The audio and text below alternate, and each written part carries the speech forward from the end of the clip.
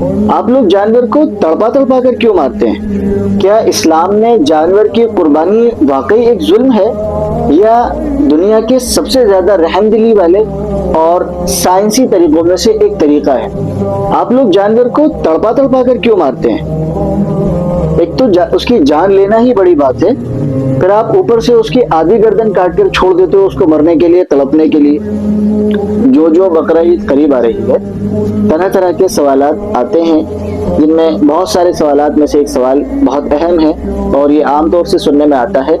لوگ کہتے ہیں کہ آپ جانور کو ایک دم جھٹکے ہی میں کیوں نہیں مار دیتے، اس کو تڑپا تڑپا کر آدھی گردن کاٹ کر اس کو کیوں مارتے ہیں؟ تو آج اس کے بارے میں جانتے ہیں۔ اسلامی ذبح میں جانور کو حلال کرنے کا جو طریقہ ہے، ذبح کرنے کا جو طریقہ ہے، وہ یہ ہے کہ جانور کی گردن میں 4 چیزیں ہوتی ہیں، ان چاروں کو کاٹا جاتا ہے۔ ایک کھانے کی نلی ہے، ایک سانس کی نلی ہے، اور 2 شہرک ہیں، بڑی بڑی نسیں ہیں جن سے خون سپلائی ہوتا ہے اور خون بڑی مقدار میں ان سے دوران کرتا ہے باڈی میں جانور کی۔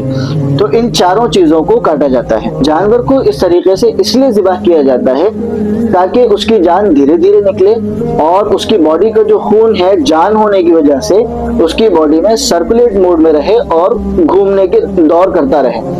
جب وہ خون گھومتا رہے گا تو گھومتے گھومتے وہ اس جگہ پر آ جائے گا جہاں سے ہم نے کٹ لگایا ہے اور خون وہاں سے باہر نکل جائے گا۔ اس میں نتیجہ یہ ہوگا کہ جو گوشت ہم کھائیں گے، جو گوشت ہم بعد میں ہمیں حاصل ہوگا، وہ گوشت بغیر خون کا ہوگا۔ اگر ہم ایسا نہ کریں اور جانور کو ایک ساتھ ایک جھٹکے میں مار دیں تو جانور کی جان ایک دم نکل جائے گی اور جو خون اس کی باڈی میں جہاں تھا وہ وہیں کے حصے میں گوشت میں ابزارب ہو جائے گا اور گوشت میں جذب ہو جائے گا۔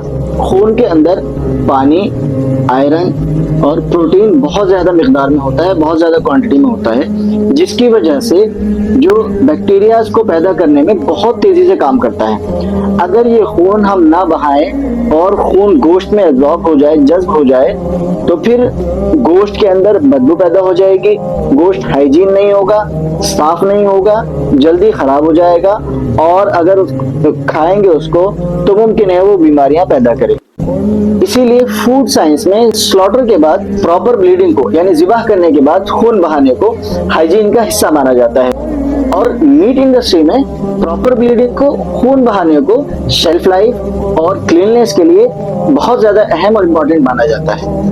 اب بات کرتے ہیں جانور کے تڑپنے کے اوپر۔ دیکھیے، جب ہم نے جانور کی وہ 2 نسیں کاٹ دیں جن سے خون جانور کے دماغ تک پہنچ رہا ہے، تو جانور کے دماغ تک خون کی سپلائی بند ہو چکی، بلڈ سپلائی بند ہو چکی ہے، جس کی وجہ سے جانور بے ہوش ہو جاتا ہے۔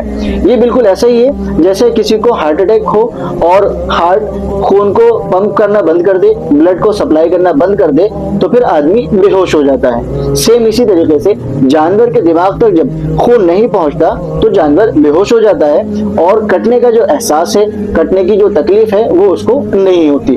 اب سوال ہے، جب جانور کو تکلیف کا احساس نہیں ہوتا تو پھر نسیں کٹنے کے بعد جانور کی باڈی پھڑپھڑاتی کیوں ہے، تڑپتی کیوں ہے اور ہلتی کیوں ہے؟ تو دیکھیے، وہ اس وجہ سے نہیں ہلتی کہ اس کو تکلیف کا احساس ہو رہا ہے، بلکہ یہ اعصابی رد عمل ہے اور ریفلیکس ایکشن ہے۔ یہ بالکل ایسا ہی ہے جیسا کہ 1 گھنٹے کے بعد جانور کے گوشت کے کٹنے کے بعد ہم دیکھتے ہیں کہ جانور کا دل ہل رہا ہوتا ہے۔ وہ تکلیف کو محسوس نہیں کر رہا ہوتا، بلکہ وہ بھی ایک ریفلیکس ایکشن ہے اور تکلیف کو محسوس کر ہی نہیں سکتا، کیونکہ تکلیف کو محسوس کرنے کے لیے دماغ کا ہونا ضروری ہے، اور خالی دل کے پاس دماغ کہاں سے آیا؟ اور پھر ذبح کرنے میں بھی ہمیں ہدایات دی جاتی ہیں کہ آپ ایک جانور کے سامنے دوسرے جانور کو ذبح نہ کریں، جانور کو دیکھ لیں وہ پیاسا تو نہیں ہے اور چھری کو تیز کر لیں تاکہ اس کو کٹنے میں دیر نہ ہو اور تکلیف نہ ہو۔